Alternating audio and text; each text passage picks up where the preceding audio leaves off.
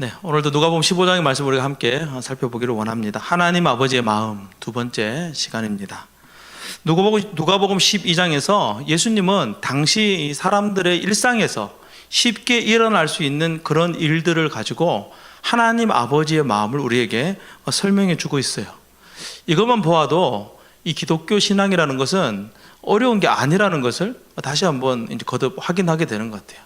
우리가 성경을 읽읍시다 그러면은 우리 청년들 중에 또 성도님들 중에 성경책이 너무 어려워요 이렇게 이제 말씀할 때가 있어요. 그럴 때 제가 이제 간혹가다 한번 예를 들 때가 있는데 또 팔불출이 되어야 해요. 자식 자랑을 해야 되는 것이죠. 저희 이제 큰애가 이제 7살 때 한글을 조금 이렇게 알기 시작했는데 사실 이제 초등학교 들어갈 때까지 한글을 안 가르쳐 가지고 조금 문제가 좀 많았어요. 그래서 아빠가 아집이 있어가지고 고집이 있어가지고 글자 몰라도 초등학교 1학년 때부터 천천히 배워도 된다 이렇게 그렇게 했거든요. 그래서 초등학교 1학년 들어가서 이제 글자를 배우면서 항상 이제 모든 예배에 다 참석을 하다 보니까 요즘은 이제 큰 교회 와서 못 하는데 모든 예배에 참석을 하다 보니까 이제 수요 예배 때 제가 사사기를 강의해서 이렇게 한 적이 있어요. 이제 글을 처음 깨우치고 처음 접한 책이 사사기다 보니까 이제 사사기를 열심히 이제 읽는 거죠. 그 수요 예배 시간 내내 설교 들으면서 또 성경을 읽고 나서 집에 와서 질문을 하는 거예요. 사사기에 있었던 그런 내용들을. 사사기라는 성경이 있거든, 성경 중에. 그 대화를 하면서 제가 든 생각이 성경책이 어려운 책이 아니구나. 조금만 우리가 귀를 기울이고 또 관심을 가지면 충분히 이해할 수 있는 책이 성경책이구나. 물론 우리가 이제 문화적인 간극이 있다 보니까 조금 이제 어려운 부분이 있는 것은 이제 사실이죠. 그러나 우리가 조금만 그 문화에 대해서 우리가 조금만 이렇게 접근할 수 있도록 가르쳐 주면 충분히 쉽고 또 누구나 이해할 수 있도록 가르쳐 주는 것이 또 성경 말씀이라는 거예요. 그런데 너무나도 쉬운 말씀이지만 너무나도 쉬운 예를 들고 있지만 이 성경 말씀은 세상 그 어떤 진리보다도 가장 강력한 진리라는 것을 우리는 오늘 말씀을 통해 다시 한번 깨닫기를 원합니다. 지난 시간에는 양 100마리 중에서 한 마리가 없어져서 그 양을 찾아 헤매던 한 목자에 대한 이야기를 들었어요. 그 목자는 양을 찾을 때까지 나아갔고 마침내 그 양을 이제 찾은 것이죠. 에어컨 틀어주세요. 조금 덥대요. 네. 마침내 그 양을 찾은 것이죠. 양을 찾아서 어떻게 했습니까? 벗들을 불러 모아가지고 파티를 냈어요. 그 양을 찾은 그 기쁨에 대한 이야기를 나눈 것이죠. 오늘도 비슷한 이야기죠. 한 여자가 드라크마라는 무엇을 잃어버렸어요. 그래서 그 드라크마를 찾기 위해서 매우 이제 동분서주하면서 마침내 그 드라크마를 찾아가지고 이제 친구들과 함께 이 찾은 드라크마 때문에 기뻐하는 그런 모습이 있어요. 그렇다면 민영경제 오늘도 피해갈 수 없군요. 예. 드라크마는 뭔가요? 보석이다. 자, 보석 나왔습니다. 자, 원준 형제, 드라크마는 뭔가요? 동전이다.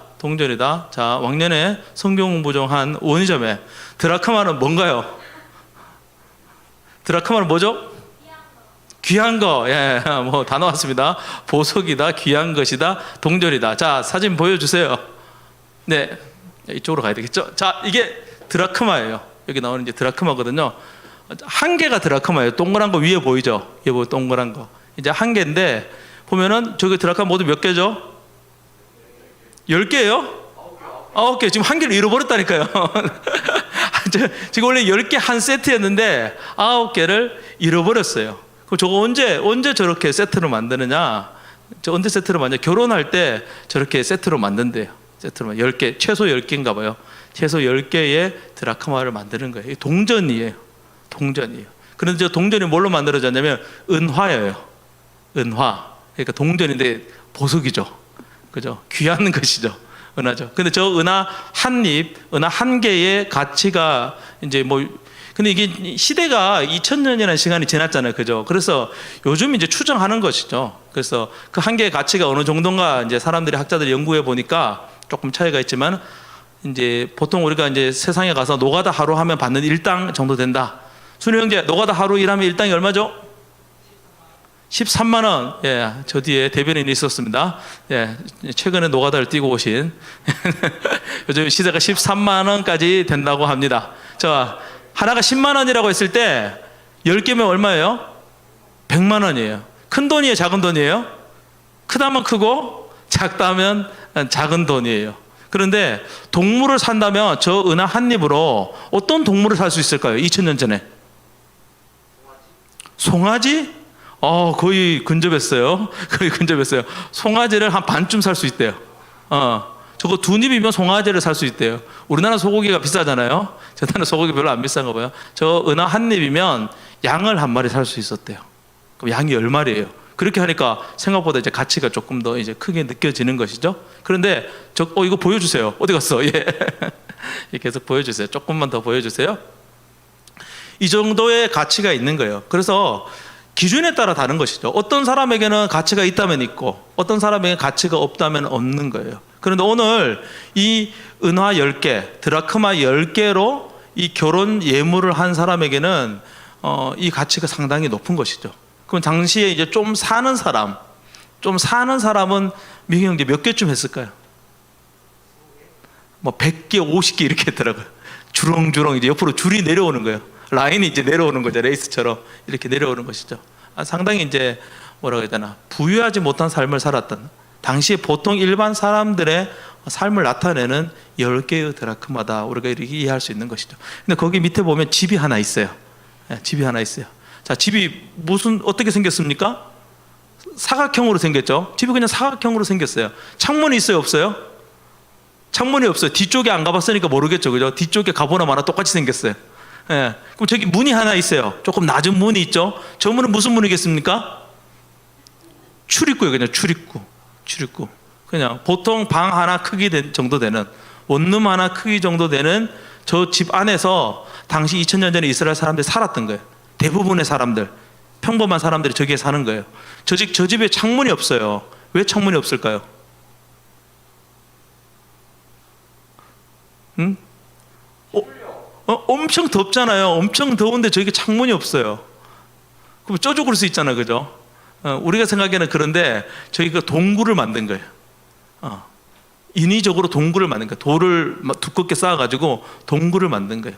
그래서 창문을 만들면 햇빛이 들어오겠죠. 저 동네는 햇빛이 들어오면 죽는 거예요. 그냥 더워서. 그래서 그늘을 만드는 거예요. 인위적으로 이제 그늘을 만드는 것이거든요. 그러니까 항상 집안은 어두우면서 또 굴 속이다 보니까 시원한 감이 있는 거예요. 그래서 저기 또 작은 문이 저렇게 있는 것이죠. 그런데 저기에서 동전을 잃어버린 거예요. 한 개를. 동전 하나를 잃어버린 거예요. 근데 저기 집을 보니까 돌로 집을 지었어요. 그죠?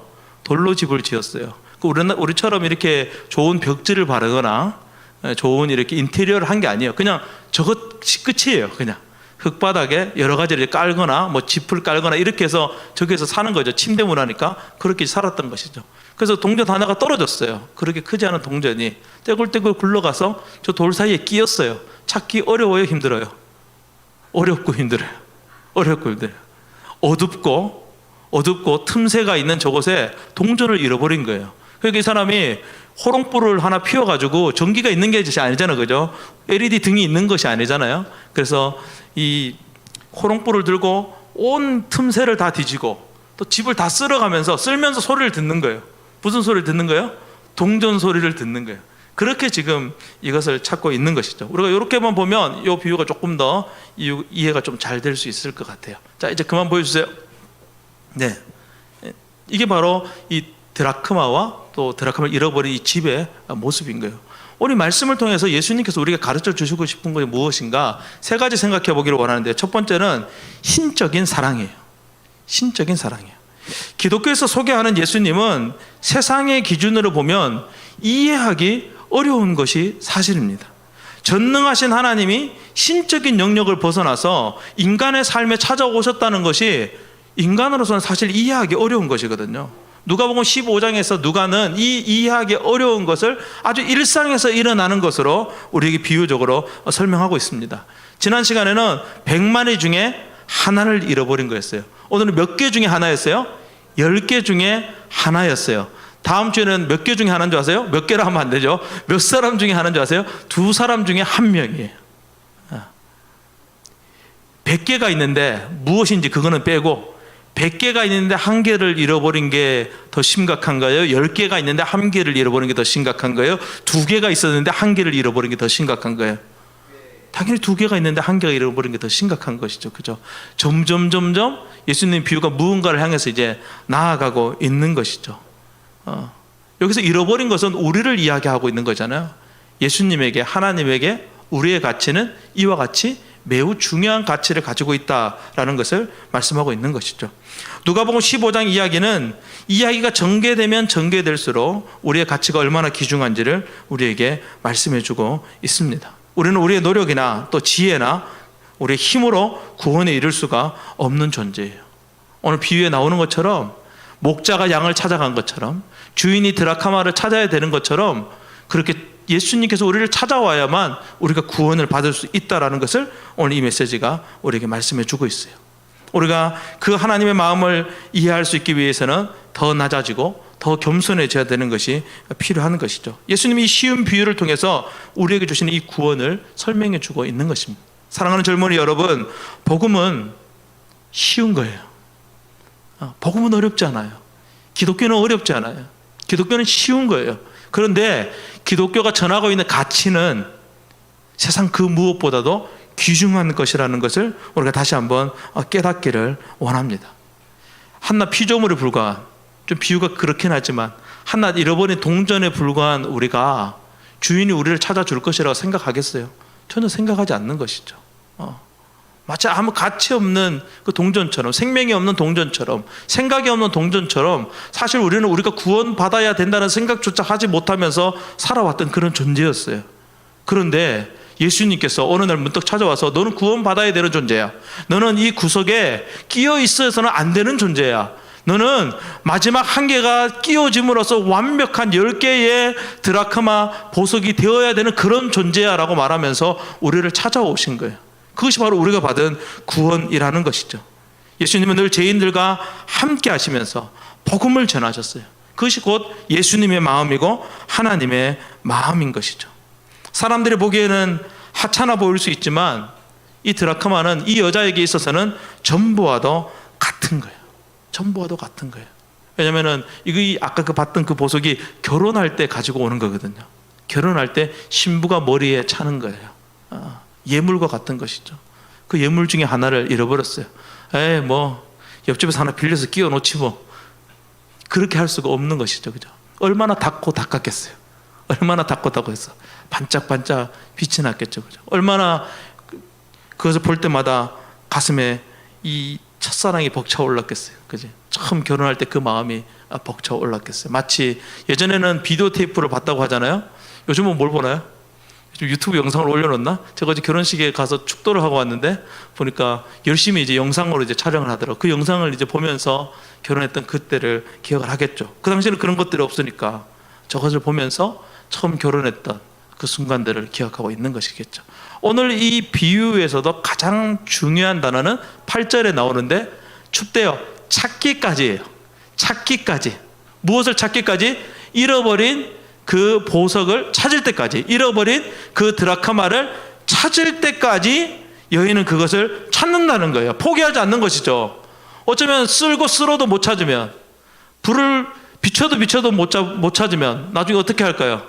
민호 형제 불러가지고 집을 부셔버리겠죠. 그죠? 부셔서라도 이거 찾아야 되는 거예요. 민호가 다시 지으면 되니까 다시 찾아야 되는 것이죠. 예수님께서 이 땅에 오신 이유가 바로 이것이라는 거예요. 이러한 신적인 사랑, 말할 수 없는 사랑을 가지고 이 땅에 오셨다는 것이죠. 우리가 받은 이 복음은 이런 신적인 사랑의 가치가 있다는 것을 오늘 성경은 우리에게 말씀하고 있어요. 두 번째는요, 차별이 없는 사랑이에요. 어디 제 핸드폰이 소리가 켜져 있나요? 소리가 나요. 저기 뒤에 있어요. 두 번째는 차별이 없는 사랑이에요. 편견을 깨트리시는 그런 마음을 오늘 말씀 속에서 발견하고 있어요. 오늘 예수님의 비유에는 당시 유대 종교가 가지고 있던 편견에 대한 도전이 있어요. 사실 이제 어느 말씀이든지 다 그렇지만 특별히 예수님이 하시는 말씀은 한 가지로 그것을 해석하기가 상당히 어려워요. 하나의 말씀에 정말 많은 것들이 포함되어져 있는 거예요. 그중 우리가 오늘 한 가지를 생각해 보기를 원하는데요. 차별이 없는 사랑. 오늘 예수님은 당시 이 종교 지도자들이 가지고 있던 편견에 도전하고 있어요. 시편 23편 중에 가장 유명한 구절이 뭐예요? 여호와는 나의 목자시니 내게 부족함이 없다, 이런 말씀이 있어요. 성경의 많은 부분을 보면 뭐 하나님은 목자다 이런 말들이 많이 있거든요. 지난 시간에도 잠깐 말씀드렸다시피 이스라엘 사람들에게 있어서 모세의 직업이 뭐였어요? 목자였다는 거예요. 목자였다는 거예요. 그런데 예수님 당시 이 유대인 지도자들에게 있어서 목자는 한마디로 말하면 나쁜 놈이에요. 구원받지 못할 놈들이에요. 목자들은 양들을 몰고 다니면서 자신들이 뿌리지도 않고 심지도 않은 풀들을 마구 뜯어먹게 하는 아주 몰상식한 사람들, 도둑놈과 같은 사람이다, 이렇게 생각을 했어요. 그래서 우리에게는 시편 23편이 너무나도 애창하는 시편이지만 유대인들에게 있어서 시편 23편은 빨리 읽고 지나가는 거예요. 하나님을 목자라고 하면 안 되는 거예요. 빨리 그냥 얼버무리고 지나가야 되는 거예요. 그래서 목자라는 직업에 대해서 별로 좋지 않게 생각을 했단 말이에요. 그런데 오늘 예수님은 누가복음 15장에서 하나님을 무엇으로 비유하고 있어요? 목자로 비유하고 있어요. 명확하게 비유하고 있는 것이죠. 잃어버린 한 마리의 양을 찾으러 가는 그 목자로 하나님을 비유하고 있어요. 한 발자국 더 나갑니다. 누구로 비유하고 있어요? 여자를 들어서 하나님의 마음을 비유적으로 설명하고 있어요. 엄청난 도전을 지금 하고 있는 거. 우리로 봐서는 뭐 당연히 그럴 수밖에 없는 거 아니에요? 이렇게 말하지만 오늘 이 비유는 사실 유대인들에게 있었던 유명한 이야기 중에 하나예요. 지난주에도 그랬죠, 그죠? 지난주에도 잃어버린 양 한 마리를 찾아가는 게 모세 이야기였잖아요. 어릴 때부터 듣던. 오늘 들려지는 이 드라카마를 잃어버리고 찾는 이 비유는 중학교쯤 가면 국어책에 나오는 내용이에요. 국어책에 나오는 내용. 그 내용이 이렇게, 어떤 남자가 집에 있는데 한 셀라 혹은 한 오브를 잃어버렸다. 그는 그것을 찾을 때까지 등불이란 등불은 다 켜고 심지어 심지를 다 돋운다. 그런데 그것은 당연한 것이다. 더덥고 이 세상의 것에 불과한 이런 것을 위해 한 남자가 그렇게 많은 등불을 켜고 그것들이 어디에 숨어 있는지 찾는다면 이생과 내세 둘 다의 삶에 너무나도 중요한 이 토라의 말씀을 위해서 숨겨진 보물을 찾듯이 찾아야 하는 것이 아닌가라고 말하고 있어요. 이 이야기에서 주인공 누구예요? 남자죠. 남자였어요. 근데 예수님은 이미 그것을 알고 계시고 그 이야기를 완전히 뒤집어 엎는 것이죠. 당연히 하나님은 남자에 의해서 비유되어야 된다고 생각하는 그 사람들에게 남자가 아니라 여자로 바꾸는 거예요. 그래서 여성이라면 충분히 일상에서 일어날 수 있는 그런 일을 가져다가 하나님을 누구이신에 대해서 설명하고 있는 것이죠. 당시 사회 문화와 또 통념으로는 파격적인 비유나 마찬가지인 거예요. 하지만 예수님은 그들의 가치가 결코 무가치하지 않다는 것을 비유적으로 다시 한번 설명하고 있어요. 예수님께서 목자를 위해서, 여자들을 위해서, 사회의 약자들을 위해서, 우리 갈라디아서에 보니까 가난한 자들을 위해서 기꺼이 하늘 보좌를 버리시고 시간과 공간을 뚫고 이 땅에 오실 만큼 우리를 사랑하신다는 것을 오늘 본문은 우리에게 말씀하고 있는 거예요. 예수님의 사랑은 사람에 따라서 차등이 있거나 사람에 따라서 차별이 있는 그런 사랑이 아니라 모든 사람에게 주어지는 동일한 사랑이다라는 것을 오늘 성경은 말씀하고 있어요. 누가는 더 나아가서 이렇게 말하고 있는 것이죠. 하나님의 이 놀라운 사랑을 받는데 자격이 필요하다? 필요하지 않다? 필요하지 않다라고 말하는 거예요. 그가 어떤 사람일지라도 누가복음 15장 1절은 이렇게 시작하고 있어요. 죄인들이 예수님께 왔다라는 말씀으로 시작하고 있어요. 그가 누구일지라도 어떤 사람일지라도 하나님의 사랑을 받는 데는 차별이 없다는 거예요. 차별이 없다는 거예요. 구원받기 위해서 회개가 먼저일까요? 은혜가 먼저일까요? 뭐가 먼저죠? 은혜를 받으려면 그래도 은혜 받을만 해야 되는 거 아니에요? 적어도 회개해야 되는 거 아니에요? 좀 다르게 살겠다고 결단해야 되는 거 아니에요? 그렇지 않다는 거예요, 성경은. 은혜가 먼저라는 거예요. 은혜가 먼저라는 거예요. 우리는 동정과 같은 존재고, 우리는 이런 길을 잃어버린 어린 양과 같은 존재라는 거예요. 주인에게 가야 되는 줄도, 보석의 꾸러미로 돌아가야 되는지도 모르는 그런 존재라는 거예요. 그런 우리에게 예수님께 찾아오셔서 너 그런 존재야, 넌 그런 가치가 있어 라고 말씀하신다는 것이죠. 그래서 성경은 우리에게 은혜가 먼저다라고 말씀하고 있어요. 그래서 갈라디아서의 말씀을 보니까 은혜로 우리를 부르셨다라고 말씀하고 있는 것이죠. 모든 사람이 복음을 들어야 하고 모든 사람이 구원의 소식을 들어야 합니다. 모든 사람이 예수님에 대해서 알아야 하는 것이죠. 저는 우리 청년부가 이 일에 쓰임받을 수 있는 그런 청년부가 되기를 원합니다.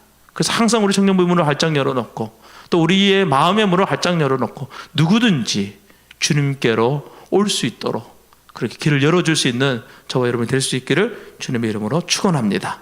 마지막 세 번째는 함께 하고픈 사랑이 오늘 비유 가운데 담겨져 있는 거예요. 하나님은 누구에게나 차별이 없는 그 복음이 전해질 수 있도록 직접 그 일을 시작하셨어요. 신적인 주도권을 가지고 시작한 이 일은 반드시 이루어집니다. 이러한 신적인 통치, 이러한 신적인 사건들이 일어나는 이 과정들을 가리켜서 하나님의 나라다라고 우리는 그렇게 배워오고 있습니다. 우리는 먼저 이 땅 가운데 하나님의 나라가 임하고 있음을 알고 있죠. 예수님이 2000년 전에 이 땅 가운데 오셨을 때 바로 이곳에 하나님의 나라가 시작되어진 거예요. 그렇게 시작되어진 나라가 2000년이 지난 지금도 계속되고 있어요. 그 예수님의 통치와 다스림, 그 예수님의 함께 하심이 지금도 우리 가운데 여전히 일어나고 있는 것이죠. 오늘도 전 세계적으로 보면 끊임없이 기독교인이, 그리스도인이 증가하고 있어요. 증가하고 있어요. 물론 한국은 줄어들고 있죠. 그러나 세계적으로 보면 증가하고 있어요. 코로나 가운데서도 오늘도 아무도 가지 않으려고 하는 그 선교의 현장에 선교사님들이 여전히 있습니다. 제 친구들도 많이 있어요. 우리 세라자매도 케냐에 있잖아요. 그죠? 셀 수 없는 사람들이, 너무나도 많은 사람들이 그 선교지 현장에서 복음을 끊임없이 전하고 또 새로운 사람들이 예수님께로 나아오고 있다는 거예요. 그러나 하나님의 나라는 이 땅에서 끝이 나는 게 아니에요. 이 땅에서 끝이 나는 거예요. 성경은 분명히 말합니다. 하나님의 나라는, 하나님의 나라의 완성은 바로 천국이다 라고 우리에게 말씀하고 있어요. 오늘도 그 힌트를 주는 구절이 있는데요, 15장 10절 말씀이에요. 우리 10절 말씀 한번 읽어보겠습니다. 시작. 내가 너희에게 이르노니 이와 같이 죄인 한 사람이 회개하면 하나님의 사자들 앞에 기쁨이 되느니라. 아멘. 아멘. 10절은 어디에서 일어나는 일을 말하고 있냐면 천국에서 일어나고 있는 일을 말하는 거예요.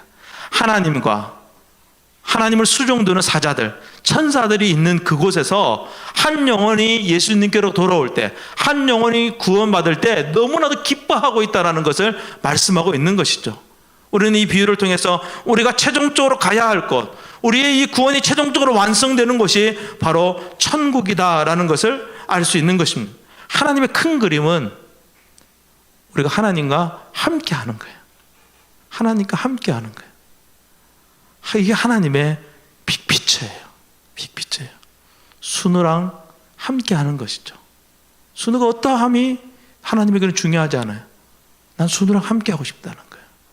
난 상현이랑 채연이랑 소라랑 설아랑 또 누가 들어와 있죠? 그 누구랑 함께 하고 싶다는 거예요. 그것이 하나님 아버지의 마음이라는 것이죠.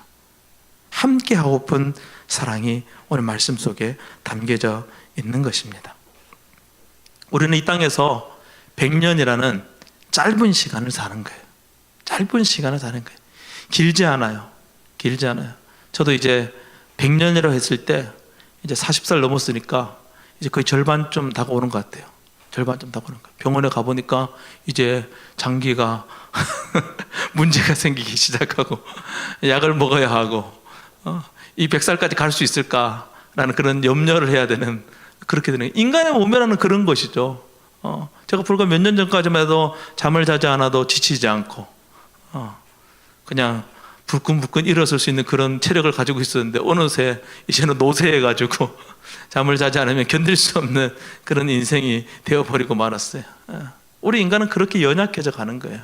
이 땅에서 우리가 엄청나게 오랜 세월 사는 것 같지만 사실은 짧게 살고 마는 것이죠. 무엇에 비해서요? 우리가 앞으로 살아가게 될 죽음 이후에 있는 그 세계의 크기로 비교했을 때 이 땅에서 삶은 사실 전보다도 작은 거예요. 전보다도 작은 거예요. 비교할 수 없는 영원한 생명이 우리 인생 끝에 기다리고 있어요. 하나님은 그곳에서 우리가 어떠한 삶을 살게 될 것인지를 이 점과 같은 세상 가운데서 우리를 구원하심으로써 그 천국의 삶을 누릴 수 있도록 하기를 원하시는 거예요. 이것이 바로 하나님의 계획이라는 것이죠. 하나님의 계획이라는 거예요. 잃어버린 한 마리 양을 다시 무리에 들어와서 안식을 누리는 것 같이 잃어버린 드라크마 동전 하나를 다시 찾아서 완전한 장신구 보석을 형성하는 것과 같이 잃어버린 우리 한 사람 한 사람을 다 찾아서 완전한 천국을 만들고 싶은 것이 하나님 아버지의 마음인 거예요. 우리 누가복음 15장의 말씀을 통해서 이 하나님의 크신 계획과 또 이 하나님의 마음을 조금씩 알아갈 수 있는 우리가 되었으면 좋겠습니다. 사랑하는 청년 여러분, 아버지의 마음을 아는 것이 쉬울까요? 어려울까요?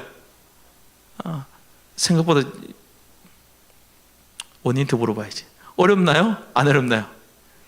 네, 알겠습니다. 눈빛으로 받았습니다. 쉽지 않은 거예요. 쉽지 않은 거예요. 저도 저희 아이들과 함께 서로를 알아가는 것이 쉽지 않더라고요. 쉽지 않더라고요. 그래서 한 명씩, 제가 2명 자녀가 있는데 한 명씩 데리고 이제 여행을 가요. 제가 어제 이제 딸을 데리고 여행을 갔어요. 결혼식 간 거죠. 저 멀리 이제 광주까지 이제 결혼식을 간 거죠. 가면서 진짜 12시간, 13시간 동안 함께 하면서 계속 대화하고 계속 의논하고 그렇게 하면서 서로를 알아가는 과정을 가졌어요. 그렇게 13시간 동안 이야기하니까 이제 다 알게 된 거죠. 그렇지 않아요. 그렇지 않아요. 조금 알게 된 거죠. 조금 알게 된 거죠. 끊임없이 알아가는 과정들이 필요한 거예요. 그러나 조금만 관심을 기울이면, 조금만 더 가까이 가보면 그 아이가 무엇을 원하는지를 알 수 있는 것이죠.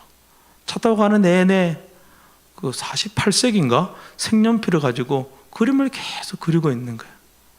옛날에는 사람인지 동물인지 괴물인지 뭔가 알 수 없는, 우리 아이가 피카소의 피를 물려받았구나 라는 것을 이제 그랬는데, 막 이제 이 차가 막혀가지고 들판을 달리고 있었어요. 들판을 막 달리고 있었는데 들판을 그리고 있더라고요. 들판을 거기에 막 그리고 있더라고요. 그 색깔을 막 써가지고 천재인가? 이런 생각이 드는 거죠. 얘가 그림을 그리는 걸 좋아하는데 제가 못 보던 사이에 어느새 엄청 이 자기 마음의 어떤 그 색깔들 담아가지고 그림을 그리는구나. 사람은 사람이 되고 별은 별이 되고 달은 달이 되고 들판은 들판이 되는 그런 과정까지 왔구나라는 것을 이제서야 깨닫는 것이죠. 가까이 가보니까 보이는 거예요. 우리가 하나님 아버지의 마음을 알기 위해서는 하나님께 가까이 가야 하는 거예요. 사실 하나님이 이미 우리의 마음을 다 알고 계시죠. 하나님 우리 가까이 계시고 우리와 함께하고 계세요. 이제 우리가 해야 되는 일이죠. 우리가 하나님께 가까이 가는 것이 필요해요. 성경은 하나님께 가까이 가는 유일한 방법이고 가장 좋은 방법이에요. 가장 좋은 방법이에요. 여러분들이 성경을 통해서 하나님을 가까이 하시고 또 하나님을 알아갈 수 있는 저와 여러분들이 되었으면 좋겠습니다. 오늘 지난 시간, 이번 시간 이 2가지 비유를 제가 말씀을 드렸는데 여러분들 이 비유를 한번 곰곰이 생각을 해보시면서 여러분들이 하나님 아버지의 마음, 그 하나님은 왜 나를 그렇게 찾으려고 하신 것일까? 그것에 대해서 한번 곰곰이 생각해 보시고 또 그것이 혼자만의 생각으로 조금 안 될 것 같으면 친구에게 또 물어보시고 함께 의논하시고 기도하시면서 그 하나님의 마음을 깨달아 갈 수 있는 저와 여러분 될 수 있기를 주님의 이름으로 축복합니다.